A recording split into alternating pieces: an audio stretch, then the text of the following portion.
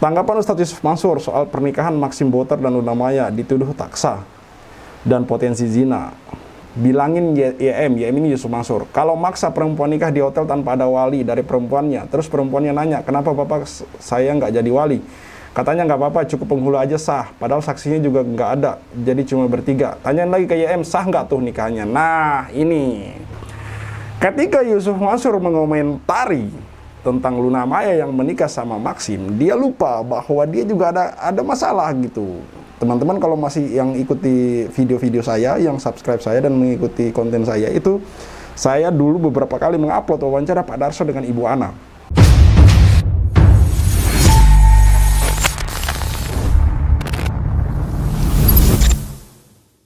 Bismillahirrahmanirrahim. Assalamualaikum warahmatullahi wabarakatuh. Kembali lagi bersama saya Tal Walid.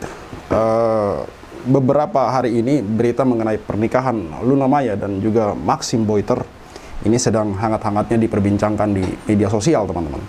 Ini juga tidak luput dari pro dan kontra di kalangan netizen, karena ada yang bilang bahwa pernikahan Maxim dan Luna Maya ini katanya tidak sah karena tidak satu nafas, ada jeda segala macam.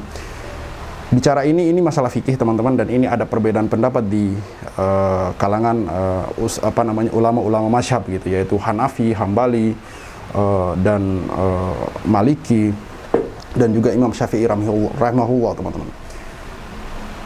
Yusuf Mansur tidak terlepas dari itu. Yusuf Mansur ikut menanggapi bagaimana pernikahan antara Luna Maya dan Maxim ini, teman-teman. Di situ Yusuf Mansur memberikan tanggapannya bla bla bla bla dan segala macam. Di situ juga Yusuf Mansur mengatakan bahwa nggak masalah kok pernikahan mereka sah dan segala macam. Terlepas dari itu semua, seperti yang saya katakan tadi bahwa ini hanyalah perbedaan pendapat, masalah fikih, di mana di sini hanya perbedaan pendapat di kalangan ulama mazhab, yang mana menurut saya sendiri bahwa pernikahan Luna Maya dan Maxim ini insya Allah sah, teman-teman, karena ini hanya masalah satu tarikan nafas, dan ini ada perbedaan pendapat yang mana insya Allah ini sah karena hal-hal mendasar semua dilakukan, rukun-rukunnya semua dilakukan. Hanya masalah jeda itu saja, itu pun ada beberapa ulama yang sependapat bahwa itu masih sah selama masih satu majelis dan tidak ditinggal. Ada yang komentar, selama tidak ditinggal makan dan tidur insya Allah masih sah. Ya memang benar, teman-teman, karena masih di satu majelis dan masih di acara yang sama, dan di antara jeda itu tidak ada yang membatalkan, dan insya Allah pernikahan Luna Maya ini dan Maxim ini sah, dan kita doakan semoga mereka sakinah mawaddah warahmah. Terlepas dari itu semua, bukan masalah Luna Maya yang akan kita bahas kali ini, teman-teman, tapi masalah Yusuf Mansur. Yusuf Mansur ketika berkomentar mengenai masalahnya sendiri, ini terkesan ambigu, diem, bahkan banyak diamnya, teman-teman. Bahkan ketika kemarin anaknya Wirda Mansur tersangkut kasus MAB, milenial anti bokek, yang mana ini diduga kuat menelan kerugian sampai 9 miliar dengan total orang yang dirugikan 90.000 orang, itu Yusuf Mansur berkomentar sangat minim sekali, teman-teman. Tapi ketika berbicara para artis dan segala macam, ini Yusuf Mansur ikut berkomentar. Makanya ada juga yang bilang bahwa orang ini cuma cari panggung gitu. Ada juga yang bilang bahwa selesaikan dulu urusanmu gitu, selesaikan dulu utang-utangmu gitu, nggak usah komentar-komentarin hal-hal yang tidak penting gitu. Ngapain coba? Padahal ente sendiri saja masih punya masalah gitu. Inilah yang sering saya katakan bahwa Yusuf Mansur ini seharusnya diam aja di pojokan gitu. Diam aja di pojokan kalau memang dia sendiri tidak mau mengurusi masalahnya. Karena kan seperti ini gitu. Dia berkomentar tentang Luna Maya dan Maxim, ya komentarnya ini standar-standar aja, nggak ada masalah. Tapi kan memang orang sudah sentimen, komentarnya apa, dirujaknya dengan cara apa gitu. Jadi di sini Yusuf Mansur berkomentar tentang Luna Maya langsung diserbu oleh netizen di media sosial X atau Twitter. Mari kita simak komentar dari para netizen. Nah, di sini kata Ustadz Yusuf Mansur soal tudingan pernikahan Luna Maya tidak sah gegara jeda ijab kabul. Terus ini ada lagi tanggapan Ustadz Yusuf Mansur soal pernikahan Maxim Botер dan Luna Maya dituduh tak sah dan potensi zina. Kalau dilihat, ini komentar-komentar dari netizen cukup pedas, dan kebanyakan komentar dari netizen yang saya lihat ini menyinggung masalah utang piutang Yusuf Mansur yang belum diselesaikan sekarang. Masalah kasus-kasus yang menyeret nama Yusuf Mansur yang juga belum terselesaikan. Komentar-komentar dari netizen ini banyak yang kemudian mengatakan bahwa ya selesaikan dulu masalahmu gitu. Selesaikan dulu masalah utang-utangmu di Paytrend, di Batubara, Hotel City. Nggak usah lah berkomentar tentang urusan artis gitu, menikah dan menikah sah urusan menikah sah dan nggak sahnya kita penghulu juga udah tahu gitu. Mereka nggak mungkin asal menikahkan orang tanpa paham hukum-hukum pernikahan gitu, tentang rukun-rukun pernikahan dan segala macam syarat sah nikah. Pasti penghulu yang menikahkan Luna Maya dan Maxim ini, insya Allah mereka sudah paham ilmunya, makanya mereka berani menikahkan Luna Maya dan Maxim. Ngapain seorang Yusuf Mansur yang masih tersangkut banyak masalah mau ngurusin urusan-urusan kayak begitu? Itu remeh banget teman-teman. Mending dia berkomentar tentang masalahnya gitu loh, tentang kasus batubara yang sudah masuk di tingkat kasasi untuk Ibu Ilis, tentang kasus batubara yang penggugatnya Pak Zaini Mustafa yang sudah masuk ke tingkat PK. Mbok ya, daripada kamu komentar urusan artis, mending kamu itu datang di pengadilan gitu loh, selesaikan urusanmu sendiri. Ini komentar dari beberapa netizen yang akan saya bacakan teman-teman. Tukang goreng kripto ngapain sih? Wek, masih ada aja orang yang beritain beliau yang mau ngubah Real Madrid jadi Real Masjid. Uang umat yang kau rampok, kapan kau balikin, Yusuf? Ini benar-benar komentar di Twitter. Ini benar-benar komentar mengenai Luna Maya ya. Jadi pernah saya katakan bahwa Yusuf Mansur kalau muncul di media sosial itu tentang masalah apa saja selain masalah kasusnya ini, itu akan diseret ke sana gitu. Netizen akan berkomentar tentang itu. Karena memang stigmanya sudah seperti itu gitu. Ini menurut saya adalah apa yang kemudian dituai oleh Yusuf Mansur, karena hasil dia tidak mau kemudian menyelesaikan masalahnya secara kekeluargaan gitu. Kan sudah sering dikatakan gitu bahwa para korban juga sering mengatakan bahwa kalau saja Yusuf Mansur mau bekerja sama gitu, masalah ini tidak akan sampai mencuat dan heboh di media sosial. Ini kan akibat ulahnya sendiri yang tidak mau, yang acuh tak acuh dengan masalah ini teman-teman. Akhirnya kan naik ke media sosial, ke up di media sosial, dan kemudian akhirnya netizen seperti ini gitu, menjadi sentimen teman-teman. Mansur ini cari panggung. Bilangin suruh bayar utang dulu sama korban Paytren. Ya betul, selesaikan saja urusanmu gitu loh. Kenapa sih setan muncul lagi? Ya Allah, jahat betul. Menurutku baiknya Wong Iki mengurusi anaknya sendiri, anjir.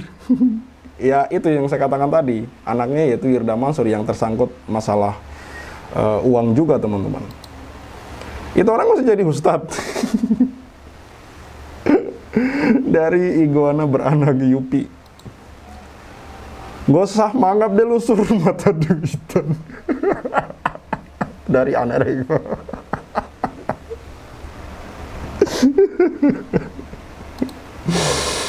mending fokus cari duit pak, daripada ngurusin hal ginian cuma buat nyari perhatian netizen. Sindirannya luar biasa. Indonesia ini kakean gus-gusan sama ustadz-ustazan, jadinya ribet. Sah nggak sahnya juga ada penghulunya, ada wali, betul. Kalau emang nggak sah, pasti penghulu minta ulang dari awal. Yang penting jedanya wajar, emang karena grogi. Yang nggak sah itu pas ijab kabul, jedanya mbok tinggal tuku pentol se, itu baru nggak sah. Ini orang bukan ustadz, sah atau tidak sahnya akad aja dia nggak paham. Cuma di Indonesia doang yang ribet. Padahal dalam ajaran Islam, ketika wali perempuan sudah bilang saya nikahkan bla bla bla bla, mempelai pria cuma jawab kobil tuh, saya terima, dalam kurung saya terima, udah langsung sah. Memang ada beberapa juga yang berpendapat bahwa cukup bilang saya terima gitu, tidak perlu ribet. Apalagi Maxim ini kan orang luar negeri teman-teman. Ingat pay letter, bukan pay letter ya, Paytren.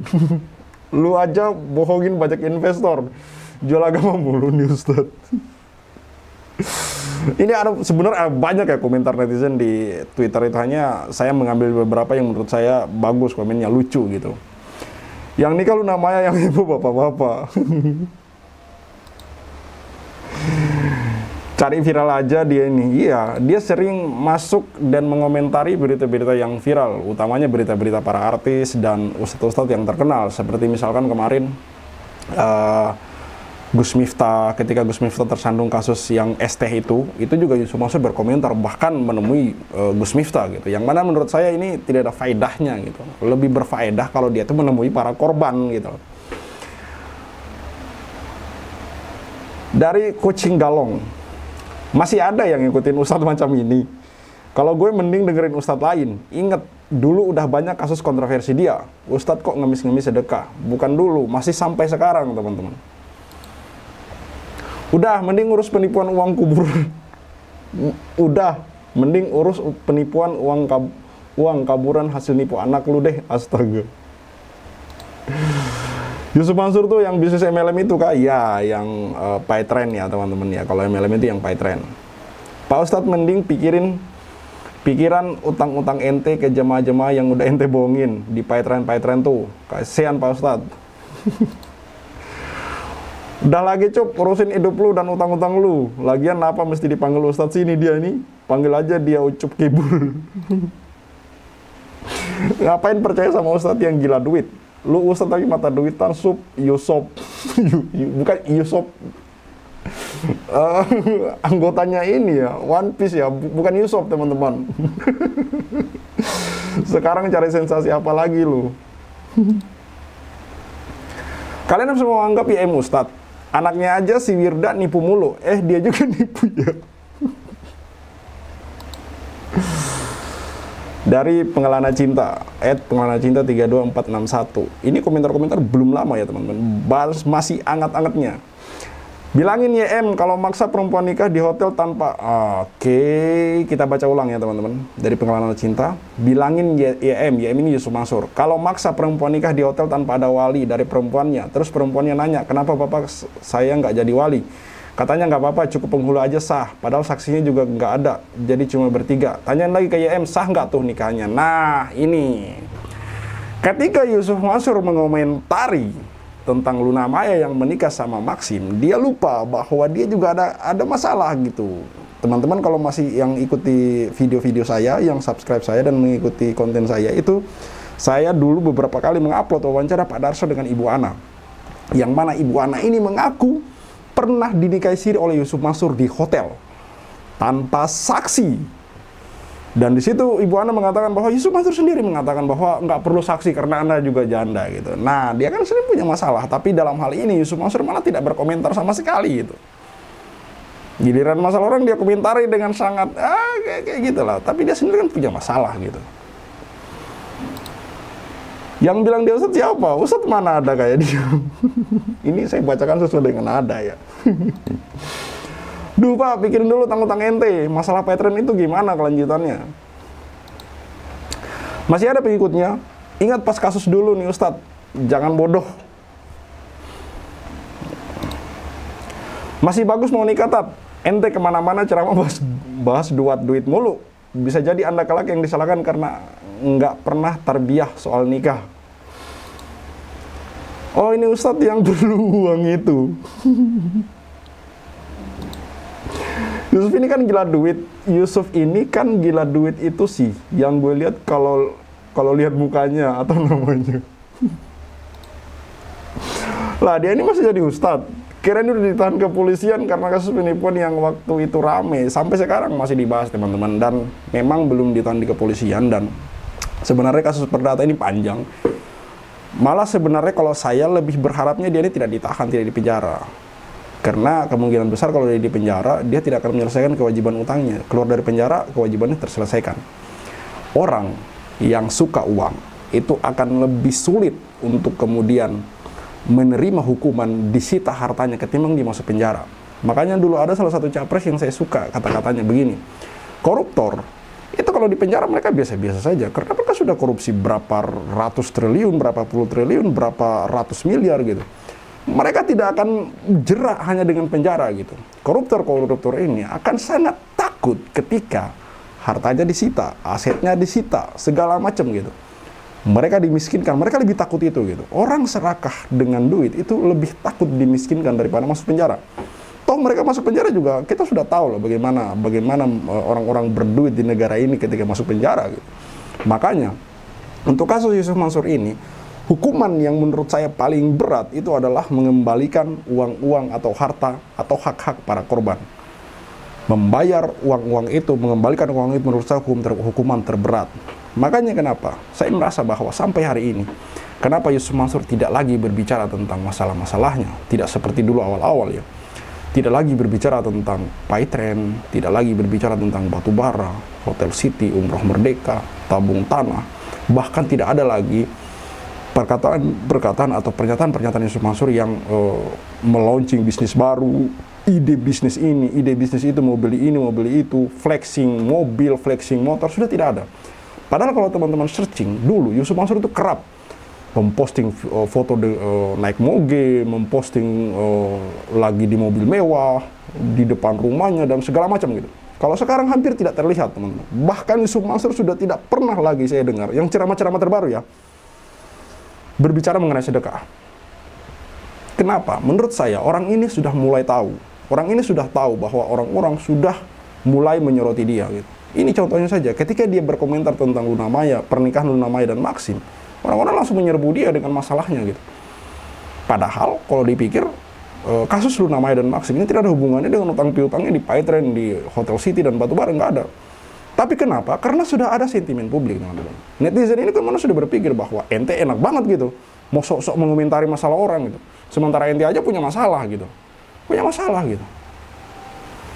Para korban itu sering mengatakan kepada kami gitu ketika wawancarai, sungguh kalau media sosial ini tidak ada dan orang-orang yang menyupportnya, seperti misalkan Pak Darso Arif, Pak Zaini Mustafa, dan orang-orang yang menyupport beliau, Mas Aji, Mas Dia dari channel YouTube Dia TV, narasumber para korban-korban mengatakan, kami nggak tahu lagi mau kemana gitu.